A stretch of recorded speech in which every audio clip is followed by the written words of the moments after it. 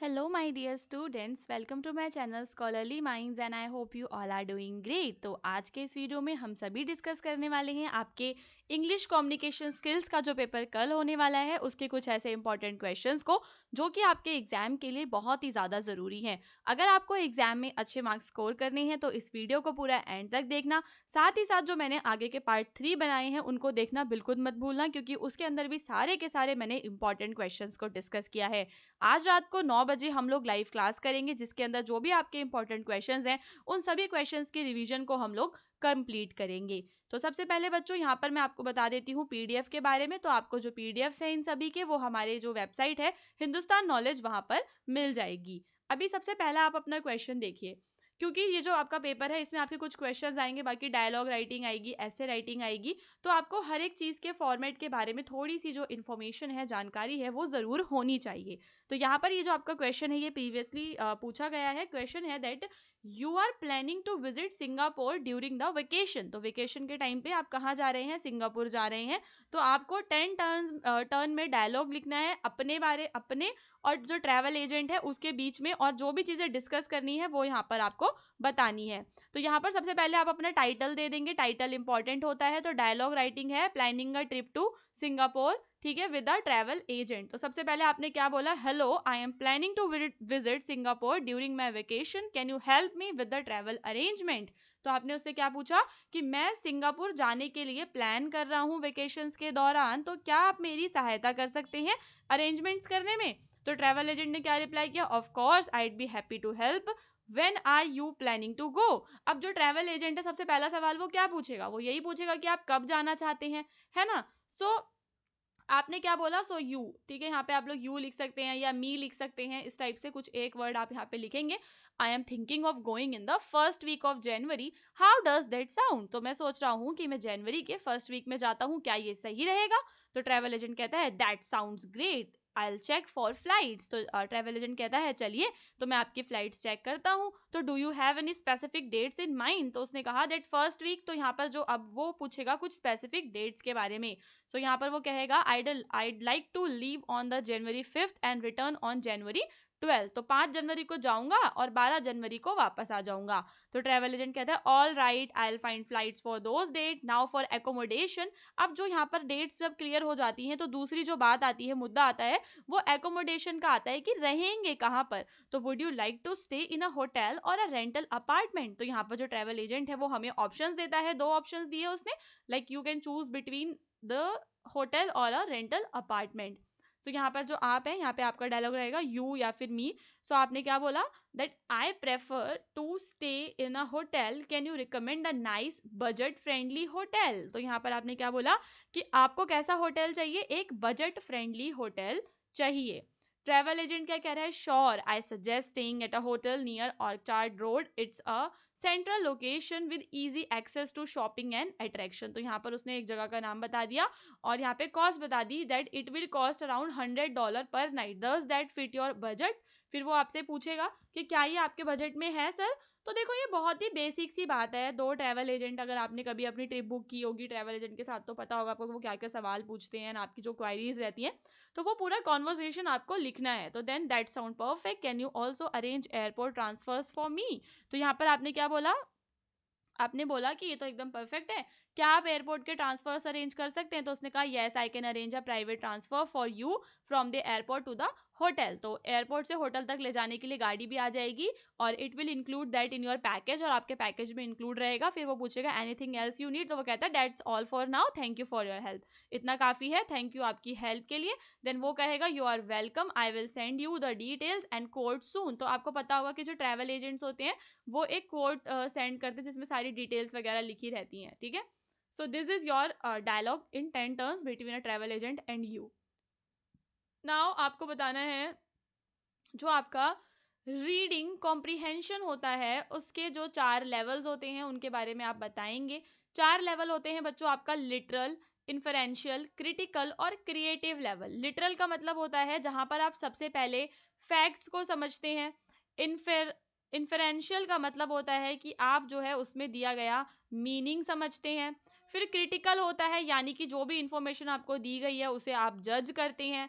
फिर आपका होता है क्रिएटिव, यानी कि आप अपनी इमेजिनेशन का इस्तेमाल करके कुछ नए आइडियाज़ को बताते हैं। तो दीज आर द 4 लेवल्स, सबको डिटेल में समझेंगे। लिटरल कॉम्प्रीहेंशन में जो ये बेसिक लेवल है, where you understand the facts and details directly from the text.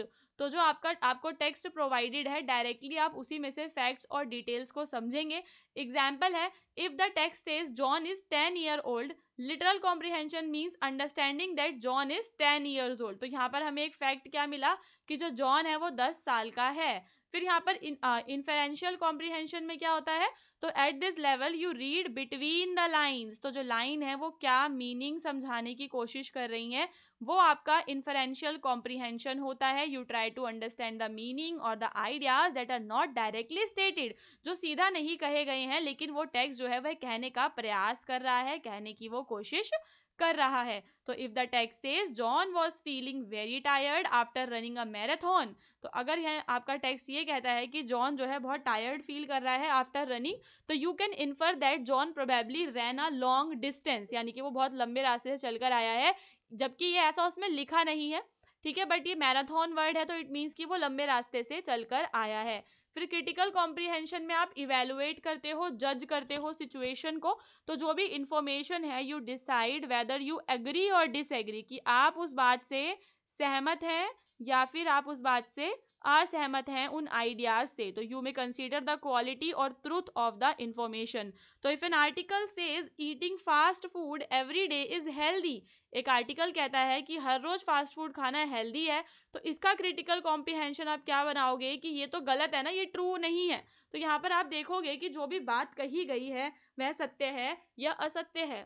फिर आप क्रिएटिव कॉम्प्रीहेंशन, जो इसका अगला लेवल होता है, तो this level involves using imagination. तो इसमें हम अपनी जो आपकी इमेजिनेशन होती है, नए आइडियाज़ को सोचते हो, सॉल्यूशंस को निकालते हो ऑन द बेसिस जो भी आपने पढ़ा उसके आधार पर।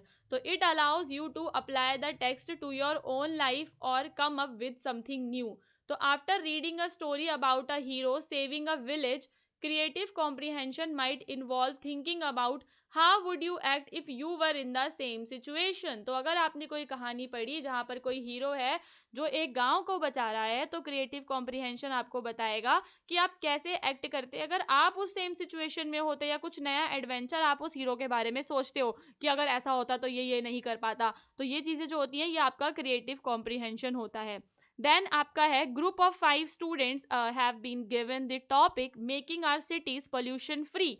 तो स्टूडेंट्स, अभी मैंने आपको प्रीवियस वीडियो के अंदर भी एक ग्रुप डिस्कशन बताया था, यहाँ पर भी मैं आपको एक ग्रुप डिस्कशन का एग्जांपल बताऊंगी, क्योंकि आप जितने ज़्यादा सैम्पल्स को देखोगे उतना ज़्यादा आपके लिए अच्छा है, ताकि जब भी कोई भी आपका क्वेश्चन आएगा तो आपको याद रहेगा कि आपको किस तरीके की जो भाषा है, शब्दावली है, उसका इस्तेमाल करना है। तो यहाँ पर आपका जो ग्रुप डिस्कशन है उसका टॉपिक क्या है, making our cities pollution free. जो हमारी सिटीज हैं उन्हें पॉल्यूशन फ्री हमें बनाना है। तो स्टूडेंट 1 क्या कह रहा है, hello everyone, our topic today is making our cities pollution free.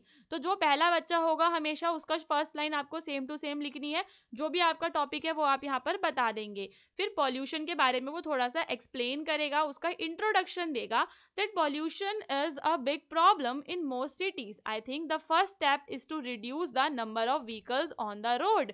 तो यहाँ पर वो क्या कह रहा है कि जो पॉल्यूशन है वो एक बड़ी प्रॉब्लम है सिटीज़ के अंदर। तो यहाँ पर अगर हम इसे कम करना चाहते हैं तो पहली जो चीज़ जो हम कर सकते हैं वो है नंबर ऑफ व्हीकल्स। रोड पे जो भी कार और व्हीकल्स हैं उन्हें कम करना, क्योंकि वो जो होते हैं हार्मफुल गैसेस को रिलीज करते हैं। फिर स्टूडेंट 2 क्या कहता है, that's true but I think we also need to focus on promoting electric vehicle. तो वो दूसरा बच्चा एक और आइडिया दे रहा है कि हमें क्या करना है, इलेक्ट्रिक व्हीकल्स को प्रमोट करना चाहिए, so they don't pollute the air like regular cars do। तो if the government provides more charging stations, people might be more willing to use electric cars। तो वो कहता है कि अगर जो सरकार है वो ज़्यादा चार्जिंग स्टेशंस को प्रोवाइड करना शुरू कर दे तो लोग क्या करेंगे, इलेक्ट्रिक कार्स का यूज़ करना शुरू करेंगे। फिर स्टूडेंट 3 कहता है, yes electric cars are a good idea but another important thing is reducing industrial pollution. तो यहाँ पर कहता है कि इलेक्ट्रिक कार अच्छा है, लेकिन एक और इम्पॉर्टेंट बात क्या है कि हम इंडस्ट्रियल पॉल्यूशन को क्या करें, कम करें। ऐसे ही स्टूडेंट 4 बताता है हमें ज़्यादा ट्रीज लगाने चाहिए। तो यहाँ पर ये जो 5 आप जब 1 से लेकर 5 तक लिखोगे तो जो भी आपकी प्रॉब्लम रहेगी या जो भी आपका टॉपिक रहेगा उससे रिलेटेड 5 अलग अलग आइडियाज़ आपको बता देने हैं। सबसे पहले आपको ये चीज़ का ध्यान रखना है। तो आपने ये 5 डिफरेंट आइडियाज़ पाँचों बच्चों के बता दिए। फिर जब आप दोबारा से शुरू करोगे तो यहाँ पर फिर आएगा क्या, definitely also reducing plastic waste. ये एक और नया तरीका है क्योंकि प्लास्टिक डिकम्पोज नहीं होती है ना। फिर स्टूडेंट 2 कहता है यस, लोगों में हमें जागरूकता फैलानी है। तो ये पूरा का पूरा आपका डिस्कशन है। दूसरा है कि हमें रिन्यूएबल एनर्जी का यूज़ करना है, ठीक है, शिफ्ट हो जाना है सोलर से विंड पावर की तरफ। फॉसिल फ्यूल्स पे हमारा जो रिलायंस है उसे कम करना है ताकि जो रिन्यूएबल एनर्जी सोर्सेज का हम यूज़ करेंगे तो ज़्यादा फ़ायदा होगा। रिवर्स और लेक्स को क्लीन करना है, वाटर पोल्यूशन को ख़त्म करना है। स्टूडेंट 5 कहता है I think we all are agree to make our cities pollution free. तो यानी कि जो बच्चे हैं वो आपस में बात कर रहे हैं, 5 बच्चे। तो उसी जो भी आपको टॉपिक के बारे में इंफॉर्मेशन पता है वो सारी आप वहाँ पर उनके माध्यम से बताने लग जाएंगे। फिर स्टूडेंट 1 से आप एंड कर सकते हैं, yes if we all take small steps to reduce pollution we can make a huge difference. कि अगर हम डेली छोटे छोटे स्मॉल स्टेप्स लेते रहेंगे तो एक दिन जो है बड़ा परिवर्तन आ जाएगा। तो ये होता है आपका जो है ग्रुप डिस्कशन। मैंने इसको पूरा इसलिए रीड नहीं किया है क्योंकि मैं एक तो आपको इसका पीडीएफ प्रोवाइड करवा दूंगी और दूसरी चीज़ ये है कि कौन सा यही आपके पेपर में आ जाएगा। यहाँ पर जो मेरा मेन मोटिव था वो ये था कि मैं आपको फॉर्मेट बता सकूं। बाकी अगर आपको इसको रीड करना है तो आप उसके लिए हमारा जो वेबसाइट है हमारी, जिसका नाम है हिंदुस्तान नॉलेज, अगर आप गूगल पे सर्च करेंगे बच्चों हिंदुस्तान नॉलेज तो आपको हमारी वेबसाइट सबसे ऊपर दिखेगी।